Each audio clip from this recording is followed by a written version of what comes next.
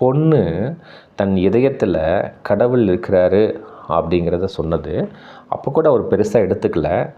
அந்த ஆப்ரேஷன் பண்ணிடலான்னு உள்ளே போகும் பொழுது அவரோட அறிவு திறன், படிப்பு திறன், அனுபவம் எல்லாத்தையுமே பயன்படுத்துகிறாரு. எதுவுமே செய்ய முடியல. அந்த இடத்துல அந்த 3ஐயும் அந்த இறைவன்கிட்ட சரணாகதி பண்ணுறாரு, அர்ப்பணிக்கிறாரு. என்னால் ஒன்றுமே செய்ய முடியல, நான் எல்லாத்தையுமே நான் கொடுத்துட்டேன், ஏதாவது ஒன்று செய் இறைவா அப்படின்னு கேட்கும் பொழுது அந்த இறைவனுடைய அருளால், அந்த பிரபஞ்சத்தின் அருளால் அந்த பிளட் சர்க்குலேஷன் சீராகுது. சீரான ஒன்று அந்த ஆப்ரேஷனை கம்ப்ளீட் பண்ணிடுறாரு.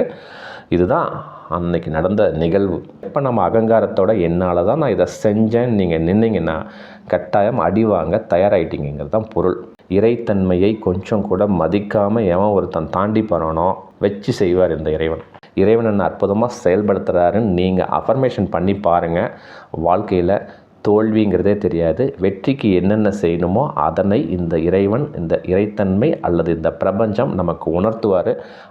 அன்பு வணக்கங்க. ஒரு அற்புதமான தலைப்பை விவாதிக்கலாம். அந்த தலைப்பை விவாதிக்கிறதுக்கு முன்னால் ஒரு அர்த்தத்தை நான் தெரியப்படுத்த விரும்புகிறேன். இப்போ நிறைய பார்த்திங்கன்னா ஒரு வேலை செய்வாங்க, ஒரு பிஸ்னஸ் மேனாக இருப்பாங்க. அவங்களாம் கடைசியில் சொல்கிறது என்ன தெரியுங்களா? நான் அற்புதமாக செயல்பட்டேன், என்னால் மட்டும்தான் இது முடிஞ்சது அப்படிங்கிற மாதிரி சொல்லுவாங்க. நிறைய பேர் கேட்டிருக்கோம், நான் அந்த உறவு முறையில் விட்டு கொடுக்கலன்னா குடும்பம் இந்தளவுக்கு வந்திருக்காது அப்படின்னு பேசுகிறதையும் நம்ம கேள்விப்பட்டிருக்கோம். நம்ம நண்பர்கள் வட்டாரத்திலே கூட நீங்கள் கேட்டிருக்கலாம். நான் இந்த தொழிலை சூப்பராக செஞ்சதுனால தான் இந்தளவுக்கு நான் இன்றைக்கி இருக்கேன் அப்படின்லாம் சொல்லுவாங்க. அவங்களுக்கெல்லாம் என்னங்கிறது இந்த வீடியோனுடைய முடிவில் பதில் சொல்லியிருக்கேன். சிறப்பாக வீடியோக்குள்ளே போகலாங்க. இந்த வீடியோ பார்த்துட்டு உங்களுக்கு ஏதாவது சந்தேகம் இருந்ததுன்னா என்னோடய வாட்ஸ்அப் நம்பர் 9080274280 வாய்ஸ் மெசேஜ் கொடுங்க. கட்டணம்லாம் எதுவும் கிடையாதுங்க. நலமாக பேசி அற்புதமாக செயல்படுத்தலாம். தலைப்புக்கு போகலாங்க. அதாவது ஆன்மீகத்தில் ஒரு வார்த்தை சொல்லுவாங்க, மிராக்கிள் ஆஃப் சரண்டர். அதாவது சரணாகதி, இறைவனை அடைதல், இல்லை பிரபஞ்சத்தோடு இணைதல், இல்லை இறைவனே போற்றி அப்படின்ட்டு இருக்கிறது. இது எல்லாத்துக்கும் அர்த்தங்கள் என்னென்னா ஒன்று தான். புரியுதுங்களா? நம்ம எந்த செயல் செஞ்சாலும், எந்த வேலை செஞ்சாலும் சரணாகதியாக செயல்படணும் அப்படின்னு சொல்லி ஆன்மீகத்தில் சொல்லுவாங்க. அதற்கு நமக்கு அர்த்தம் தெரியாது. என்னடா ஏதோ சரணாகதிங்கிறாங்க, இறையருள்னு சொல்கிறாங்க, பிரபஞ்ச அருள்னு சொல்கிறாங்க, ஒன்றுமே புரியல அப்படின்னு நிறைய குழப்பத்தில் இருப்பீங்க. இந்த வீடியோ முடிஞ்ச உடனே உங்களுக்கு ஒரு தெளிவாயிடும். சிறப்பாக வீடியோக்குள்ளே போகலாங்க. ஃபஸ்ட்டு ஒரு கதை. இந்த கதை சொல்கிறதுக்கு முன்னால் இந்த கதையை நான் எங்கே படித்தேன்னா, சிறுகதை எழுத்தாளர் ரங்கசாமி அவர்கிட்ட இருந்தால் இந்த கதையை படித்தேன். ரொம்ப சூப்பராக இருந்ததுங்க. ஸோ இந்த நேரத்தில் அந்த ரங்கசாமிக்கு மிக்க நன்றி. ஏன்னா இந்த கதை அந்தளவுக்கு என் ஆழ் மனசில் அப்படியே பக்காவாக ரெஜிஸ்டர் ஆச்சு. அதனால் அந்த கதையை நான் உங்களுக்கு சொல்கிறேன். 100% அந்த கதையை நான் உங்களுக்கு டெலிவரி பண்ணனான்னு தெரியாது. பட் அந்த உட்கருத்தை உங்களுக்கு டெலிவரி பண்ணுற நான் முயற்சி செய்கிறேன். ஒரு 5 வயது சிறுமி பார்த்திங்கன்னா ஒரு ஹாஸ்பிட்டலில் அட்மிட் ஆகியிருக்காங்க. அந்த சிறுமிக்கு பார்த்திங்கன்னா இதயத்தில் ஆப்ரேஷன் செய்யணும், ஓப்பன் சர்ஜரி பண்ணணும். அந்த மாதிரி சூழ்நிலையில் ஹாஸ்பிட்டலில் இருக்காங்க. டாக்டர் பார்க்குறாரு, அம்மா நாளைக்கு ஆப்ரேஷன் வைக்கிறோம், சிறப்பாக நாளைக்கெல்லாம் சூப்பராக பண்ணிடலாம் அப்படின்னோடனே, என்ன பயமாக இருக்கா அப்படின்னு அந்த குழந்தைய பார்த்து கேட்குறாரு. அந்த குழந்தை சொல்லுது, இல்லை டாக்டர் எனக்கு பயமெல்லாம் கிடையாது அப்படின்னு சொல்கிறாங்க. அப்போ அந்த டாக்டர் சொல்கிறாரு, ஒன்றும் இல்லாமல் நாளைக்கு நான் 10 மணிக்கு வந்துடுவேன், ஒரு 11 மணிக்கு ஆப்ரேஷன் சிறப்பாக பண்ணிடலாம், நீங்கள் அதுக்கப்புறம் எப்பவும் போல் சந்தோஷமாக ஒரு வாரம் ரெஸ்ட் எடுத்துகிட்டு விளையாடலாம் அப்படின்னு அந்த டாக்டர் சொல்கிறாரு. பயமெல்லாம் பயப்படாத அப்படின்னு சொல்கிறார். அந்த பொண்ணு அந்த டாக்டர்கிட்ட கேட்குறேன், அங்கிள் எனக்கு ஒரு ஹெல்ப் பண்ணுவீங்களா? என்ன சொல்லுமா அப்படின்னு அந்த டாக்டர் கேட்குறாரு. அதற்கு அந்த பொண்ணு சொல்லுது, எங்கள் அம்மா அடிக்கடி சொல்லிகிட்டே இருப்பாங்க, இதயத்தில் தான் கடவுள் இருக்கார் அப்படின்னு சொல்லியிருக்காங்க. நீங்கள் நாளைக்கு எனக்கு ஆப்ரேஷன் பண்ண போகிறீங்க, பண்ணும் பொழுது என் இதயத்தை நீங்கள் பார்ப்பீங்கள்ல அப்படின்போது, ஆமாம்மா கட்டாயம் நான் இதயத்தை பார்ப்பேன் அப்படின்னு அந்த டாக்டர் சொல்கிறாரு. அப்போ அந்த பொண்ணு சொல்லுது, அப்போ மட்டும் சார் நீங்கள் கடவுளை பார்ப்பீங்க, ஏன்னா இதயத்தை பார்க்கும் பொழுது கடவுளை பார்ப்பீங்க, அந்த கடவுள் எப்படி இருக்கிறாருன்னு மட்டும் எனக்கு சொல்லுங்கள், அது மட்டும் போதும் சார் அப்படின்னு சொல்லி அந்த பொண்ணு சொல்லுது. டாக்டர் சிரிச்சுக்கிட்டே, சரிங்கம்மா சிறப்பாக நாளைக்கு நம்ம சந்திக்கலாம், அற்புதமாக செயல்படுத்தலாம் அப்படின்னு சொல்லிட்டு போயிட்டார். அடுத்த நாள் காலை ஆப்ரேஷன் தியேட்டர்லலாம் ரெடி பண்ணுறாங்க. அந்த ஹார்ட் சர்ஜரி பண்ணுறதுக்காக டாக்டர்ஸ் வந்துட்டாங்க, அசிஸ்டன்ட் டாக்டர்ஸ் எல்லாமே ரெடி ஆகிட்டாங்க. ஆப்ரேஷன் தியேட்டர் ரெடி ஆகிடுச்சு. அந்த அப்பா அவங்க பேரண்ட்ஸ் வெளியில் ஆப்ரேஷன் தேட்டருக்கு வெளியில் இருக்கிறாங்க. அந்த பொண்ணை கூட்டிகிட்டு உள்ளே போகிறாங்க. போயிட்டு ஆப்ரேஷன் ப்ராசஸ் ஸ்டார்ட் பண்ணுறாங்க. எல்லாம் கட் பண்ணிட்டாங்க. இதயத்தை பார்த்து ட்ரீட்மெண்ட் பண்ணுறதுக்கு அந்த டாக்டர் செயல்படுத்திகிட்ருக்காரு. அந்த நேரத்தில் பார்த்திங்கன்னா ஒரு திடீரென என்ன ஆயிடுச்சுன்னா, அந்த இதயத்துக்கு போகிற ரத்தம் போகிற அந்த வேகம் பயங்கரமாக கம்மியாயிடுச்சு. டாக்டருக்கு என்ன செய்கிறதுனே தெரியல. என்னடா இந்தளவு கம்மியாயிடுச்சு, இது நம்ம ஆப்ரேஷன் பண்ண முடியாதே, எப்படி செய்கிறதுன்னு தெரியலேன்னு சொல்லிட்டு ரொம்ப மனசு உடஞ்சி போயிட்டார். மனசு உடஞ்சி அச்சோ இந்த பொண்ணு இறந்துருமே, இறந்துட்டால் நம்ம இந்த குழந்தைய நம்ம வெளியில் கொடுத்தா அவங்க அப்பா அம்மாலாம் ஒரு கவலையில் இருப்பாங்களே, என்ன செய்கிறதுனே தெரியல அப்படின்னு சொல்லிட்டு மனம் உடஞ்சி அப்படியே ஒரு நிமிஷம் சைலண்ட்டாக அப்படி கண்ணை மூடிட்டு அப்படியே வருத்தத்தில் இருக்கிறார். ஒரு நிமிஷம், 2 நிமிஷம், 3 நிமிஷம் என்ன செய்கிறதுன்னு அவருக்கு புரியல. ரொம்ப மனம் முடிஞ்சிட்டு என்னடா நம்ம பண்ணுறது, எப்படா அவங்க பேரண்ட்ஸ்க்கு நம்ம பதில் சொல்கிறது அப்படின்னு சொல்லி நினச்சிட்டு இருக்கும்பொழுது அவருக்கு ஒரு சிந்தனை வருது.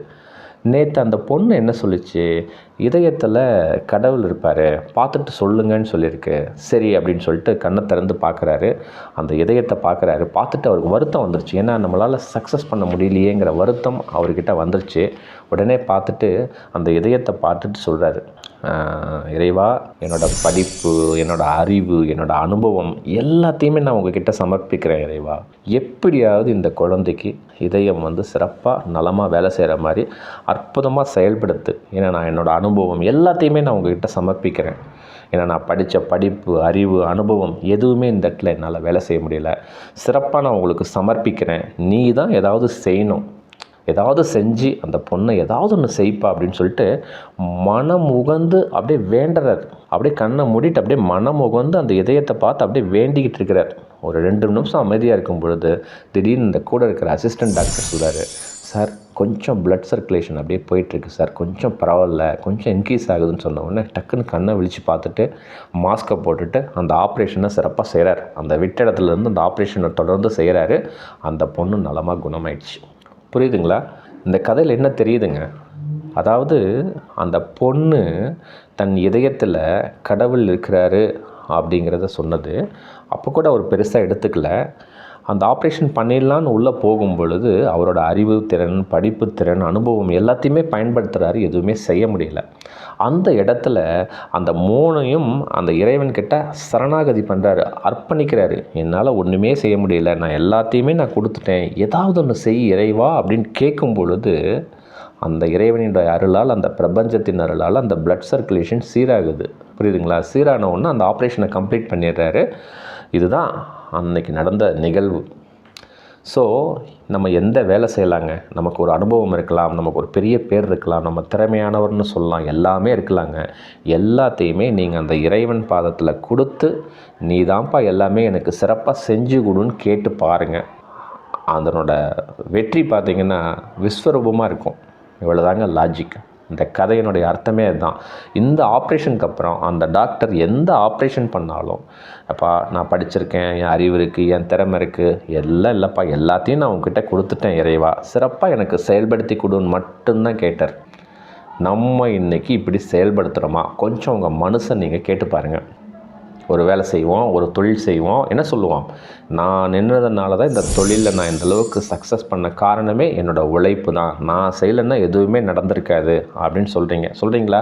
அப்படின்னா என்ன அர்த்தம்? அப்படின்னு நீங்கள் எப்போ நிற்கிறீங்களோ அடுத்த ஆப்பு ரெடியாக இருக்குதுன்னு அர்த்தம். ஒரு ஒரு கதை, ஒரு ஒரு உதாரணம் சொல்கிறேன் பாருங்கள். ஒரு ஹோட்டல் பிஸ்னஸ் பண்ணுறீங்க. என்ன சொல்கிறீங்க, நான் சிறப்பாக செஞ்சேன், அற்புதமாக செஞ்சதுனால தான்டா இன்றைக்கி பிஸ்னஸில் நான் பெரிய ஆளாக இருக்கேன் அப்படின்னு நீங்கள் சொல்கிறீங்கன்னா இன்னும் புரிதல் தன்மை உங்களுக்கு இல்லை. ஒரு ஹோட்டல் பிஸ்னஸ் செய்கிறீங்கன்னா அதுக்கு கஸ்டமர்ஸ் வரணும், அதுக்கு மூலதன பொருட்களுக்கு பல ஆளுக்கிட்டேருந்து உங்களுக்கு பொருட்கள் வரணும், அதை சமைக்கிறதுக்கு ஆள் வேணும், அதுக்கு ஒரு கட்டடம் வேணும். இந்த மாதிரி 1000 நல்ல விஷயங்கள் உங்களை சுற்றி இந்த பிரபஞ்சம் இறைத்தன்மை அற்புதமாக கொடுத்தா தான் நீங்கள் செய்கிற தொழிலுக்கு, நீங்கள் செய்கிற உழைப்புக்கு லாபம் வரும். அப்போ என்ன புரியுது, நம்மளோட உழைப்பு ஒரு 1% இருக்குது. வெளியில் இந்த இறைவனால், இந்த பிரபஞ்சத்தினால் நடக்கக்கூடிய 99% செயல்கள் நடந்தால் மட்டுமே நம்ம அந்த தொழிலில் வெற்றி அடைவோம் அப்படிங்கிறத ஃபஸ்ட்டு புரிஞ்சுக்கிட்டு சரணாகதி ஆகுங்க. இறைவா எனக்கு சிறப்பாக செயல்படுத்தி கொடுன்னு கேளுங்க. கேட்டிங்கன்னா அற்புதமாக நடக்கும். எப்போ நம்ம அகங்காரத்தோட என்னால் தான் நான் இதை செஞ்சேன்னு நீங்கள் நின்னீங்கன்னா கட்டாயம் அடி வாங்க தயாராகிட்டீங்கிறது தான் பொருள். புரியுதுங்களா? இப்போ என்னோடய இண்டஸ்ட்ரியில் பார்த்தீங்கன்னா கட்டுமானத் துறையில் நான் இருக்கேன். பல வீடியோவில் உங்கள்கிட்ட சொல்லியிருக்கேன். நான் ஒரு ஒர்க் எடுக்கிறேன் அப்படின்னு வச்சுங்களேன். எனக்கு கீழே ஒரு இன்ஜினியர் இருப்பார். நான் ஒரு பில்டிங்கெல்லாம் முடிச்சு கொடுத்த உடனே பார்த்தீங்களா கெத்தாக பண்ணிட்டேன் பாருங்கள் அப்படின்னு நான் எப்போ கெத்து காட்டினேன்னு வச்சிங்களேன், எனக்கு அடி உழுகிறதுக்கு இந்த இறைவன் தயாராக இருக்காங்கன்னு அர்த்தம். ஏன்னா நான் என்னோடய உழைப்பினால் அந்த கட்டடம் வந்து வராதுங்க. எனக்கு கீழே ஒரு இன்ஜினியர் இருப்பார். அவருக்கு கீழே பார்த்தீங்கன்னா ஒரு மேசன் டீம் இருக்கும், ப்ளம்பிங் டீம் இருக்கும், எலக்ட்ரிக்கல் டீம் இருக்கும், கார்பெண்டர் டீம் இருப்பாங்க, கார்பென்ட்ரி டீம் இருப்பாங்க, ஸ்டீல் ஃபேப்ரிகேட்டர் இருப்பாங்க, பெயிண்டர் இருப்பாங்க, எலக்ட்ரிஷியன் இருப்பாங்க, கிளீனிங் மேசன்ஸ் இருப்பாங்க, அன்ஸ்கில்டு லேபர்ஸ் இருப்பாங்க. இந்த மாதிரி பல லேபர்ஸ்க்கு இருக்காங்க. பல பேரோட உழைப்பு தான் அந்த கட்டடம். அதேமாதிரி மெட்டீரியல்ஸ் எடுத்திங்கன்னா சிமெண்ட் ஒரு இடத்துலேருந்து வாங்கணும், சாண்ட் ஒரு இடத்துலேருந்து வாங்கணும், கம்பி ஒரு இடத்துலேருந்து வாங்கணும், ஜல்லி ஒரு இடத்துலேருந்து வாங்கணும், எலக்ட்ரிக்கல் மெட்டீரியல்ஸ் ஒரு இடத்துல வாங்கணும், ப்ளம்பிங் மெட்டீரியல்ஸ் ஒரு இடத்துல வாங்கணும். இந்த மாதிரி பல நபர்களோட உழைப்பு அங்கே இருக்குது. கிரில் பண்ணுறவர் இருக்கார், ஸ்டீல் ஃபேப்ரிகேட்டர் இருக்கார். இந்த மாதிரி பல நபர்கள் சேர்ந்து அதையெல்லாம் கோஆர்டினேட் பண்ணி அதுக்கப்புறம் தான் அந்த ப்ராடக்ட் அங்கே வருது. இப்போ நான் தான் செஞ்சேன், நான் சிறப்பாக பண்ணிட்டேன் பார்த்தீங்களா அப்படின்னு சொன்னீங்கன்னா அடி வாங்க நான் தயாராகிட்டேன்னு அர்த்தம். ஒரு நல்ல கஸ்டமர் அமையணும், அந்த வீடு அவருக்கு தேவைப்படணும், நான் அதுக்கு சர்வீஸ் பண்ணணும். இத்தனை அமைப்புகள் இறைவனால் இந்த 1000 நல்ல விஷயங்கள் சிறப்பாக நடந்தால் தான் நான் ஒரு ப்ராஜெக்டை கம்ப்ளீட் பண்ண கொடுக்க முடியும். அப்போது அதில் என்னோடய பர்சன்டேஜ் என்ன, ஒரு 1% உழைப்பு இருக்கும். நான் இதெல்லாம் கோஆர்டினேட் பண்ணணும், அது 1% தான். பட் என்னை சுற்றி இந்த இறைவன் 99% நான் வெற்றி அடையணும்னு சொல்லி அத்தனை சூழ்நிலைகளை மற்றவர்கள் மூலமாக எனக்கு சிறப்பாக கொடுத்ததுனால மட்டும்தான் நான் அந்த பில்டிங்கை கட்டி கொடுக்க முடிஞ்சது. இது தாங்க உண்மை. புரியுதுங்களா? அப்போது நம்ம எப்படி இருக்கணும், நான் தாண்டா பண்ணுனேங்கிற கெத்தை விட்டுட்டு இறைவன் அருளால் சிறப்பாக நீ எனக்கு நலமாக செஞ்சு கொடுத்துட்ட, இறைவா நீ அற்புதமாக செஞ்சு கொடுக்குறேன்னு இறைவனடியால் சரணாகதி ஆகுங்க. இதுதான் உண்மை. புரியுதுங்களா? ஸோ இப்போ ஒரு பிஸ்னஸ்லாம் பார்த்தீங்கன்னா தோல்வி அடைஞ்சிருவாங்க. எதுக்காகன்னு கொஞ்சம் நீங்கள் உள்ளே போய் பாருங்கள். தேவையில்லாமல் வட்டிக்கு வாங்குறது, என்ன செய்கிறோன்னு தெரியாமல் செய்கிறது. காரணம் என்னென்னா, நான் எல்லாம் செஞ்சுடுவேன், எனக்கு எல்லாமே தெரியும், எனக்கு தெரியாத அந்த பிஸ்னஸ்ன்னு சொல்லி அகலக்கால் வைக்கிறது. பரவாயில்ல, இதுக்கப்புறம் நான் கடன் வாங்கியாவது செஞ்சுருவேன்னு சொல்லிட்டு இறைத்தன்மையை கொஞ்சம் கூட மதிக்காமல் எவன் ஒருத்தன் தாண்டி போகிறானோ வச்சு செய்வார் இந்த இறைவன். அட்லீஸ்ட் அந்த மாதிரி ஒன்று நடக்கும்பொழுது அதை புரிஞ்சுக்கிட்டு அதுக்கப்புறம் நீங்கள் மனதளவில் மாற்றம் கொண்டு வர முயற்சி செஞ்சிங்கன்னா 100% இதுலேருந்து வெளியில் வரலாங்க. எப்போவுமே இந்த இறைவன் நீ அப்படி பண்ணிட்ட, தப்பு பண்ணிட்ட அப்படின்லாம் தள்ளி வைக்கிறதே கிடையாது. பாராபட்சம் இல்லாமல் இந்த இறைத்தன்மை சரணாகதி ஆகிற ஒவ்வொருத்தருக்கும் அவனோட தேவைகள் என்னன்னு கேட்குறானோ அதை சிறப்பாக செயல்படுத்த மட்டுமே இந்த இறைத்தன்மை மற்றும் பிரபஞ்சம் நலமாக நம்மளோட இருக்குங்கிறத ஃபஸ்ட்டு உணருங்க. ஸோ இந்த பந்தா கெத்து அகங்காரத்தை தூக்கி போட்டு இறைவனடியில் இறைத்தன்மையோட என்னோடய திறமை, என்னோடய படிப்பு, என்னோடய அனுபவம் எதுவும் எல்லாமே இந்த இறைவனுக்கு தான் சமர்ப்பணம், இறைவன் என்ன அற்புதமாக செயல்படுத்துகிறாருன்னு நீங்கள் அஃபர்மேஷன் பண்ணி பாருங்கள்.